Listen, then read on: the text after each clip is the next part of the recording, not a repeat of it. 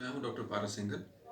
मैं यूरोलॉजिस्ट हूं और इस समय मैं कंसल्टेंट हूं Dharamshila Narayana super speciality hospital में, जो कि वसुंधरा एन्क्लेव ईस्ट दिल्ली में है। मैं आज आपसे प्रोस्टेट कैंसर के विषय में बात करूंगा। प्रोस्टेट कैंसर क्या है? पहले तो प्रोस्टेट के बारे में जानें। प्रोस्टेट एक छोटी ग्रंथि होती है जो कि पेशाब के रास्ते के पास होती है। आदमियों में होती है, औरतों में नहीं होती है।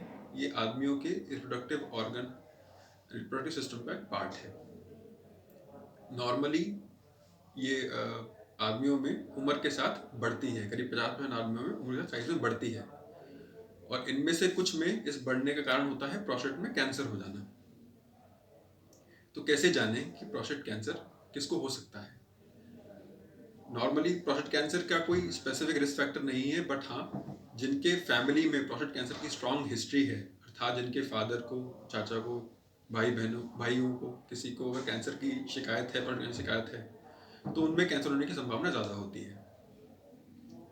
बट किसी को भी अगर प्रोस्टेट संबंधी दिक्कत होती है तो इसके लिए जांच करानी चाहिए। प्रोस्टेट संबंधी दिक्कत क्या होती है? प्रोस्टेट, जैसा कि मैंने बताया कि पेशाब के रास्ते में एक ग्रंथि होती है, तो जब ये साइज में बढ़ता है, जो कि उम्र की वजह से हो सकता है या फिर प्रोस्टेट कैंसर की वजह से हो सकता है, तो उससे पेशाब में दिक्कतें शुरू होती है। पेशाब में दिक्कत जैसे पेशाब का फ्लो अच्छा ना होना, पेशाब का फ्लो टूटना, जोर लगाने की ज़रूरत पड़ना, या फिर पेशाब करने के बाद पूरी संतुष्टि ना होना कि पेशाब खाली हो गया है, या इसके अलावा बार बार पेशाब आना, रात में बार बार पेशाब के लिए उठने की ज़रूरत पड़ना, या फिर पेशाब आने पर कंट्रोल ना कर पाना। तो ये सब दिक्कतें पेशाब में होती हैं जो कि प्रोस्टेट बढ़ने की वजह से होती हैं, जो कि प्रोस्टेट कैंसर के बारे में भी एक इंडिकेशन हो सकती है। नॉर्मली करीब 50% लोगों का प्रोस्टेट उम्र के साथ बढ़ता है, लेकिन इनमें से कुछ एक से 2% लोगों को प्रोस्टेट कैंसर की शिकायत बनती है।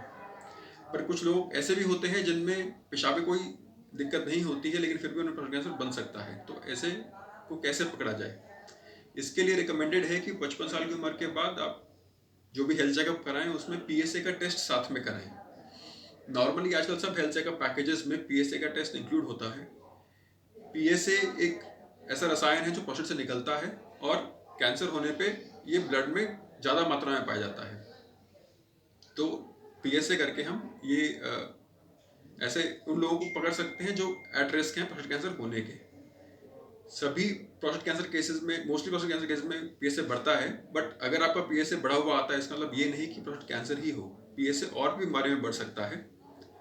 तो इसलिए नॉर्मल हेल्थ चेकअप में जब भी पीएसए कराते हैं, तो अगर बढ़ा हुआ आता है तो एक यूरोलॉजिस्ट से ओपिनियन लें, यूरोलॉजिस्ट से मिलें, जो एग्जामिन करके ये जांच कर पाएगा या और टेस्ट करके ये जांच कर पाएगा कि प्रोस्टेट कैंसर होने की संभावना है कि नहीं है।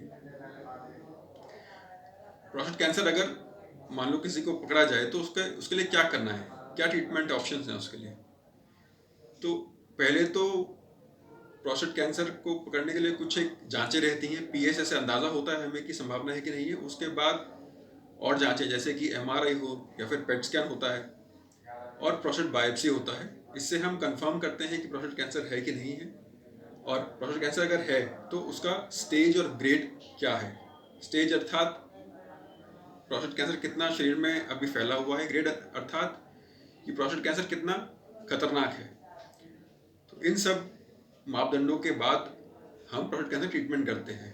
ट्रीटमेंट अलग अलग तरह के होते हैं। ऑपरेशन हो सकता है जिससे हम प्रोस्टेट पूरा निकाल सकते हैं, कैंसर खत्म कर सकते हैं। रेडिएशन थेरेपी होती है, कीमोथेरेपी होती है, हार्मोन थेरेपी होती है, कुछ इंजेक्शंस होते हैं या छोटी सी सर्जरी जिससे हार्मोन्स खत्म किया जाए बॉडी से, ऐसी चीज़ें होती हैं, या और दवाइयाँ रहती हैं, इम्यूनोथेरेपी होती है।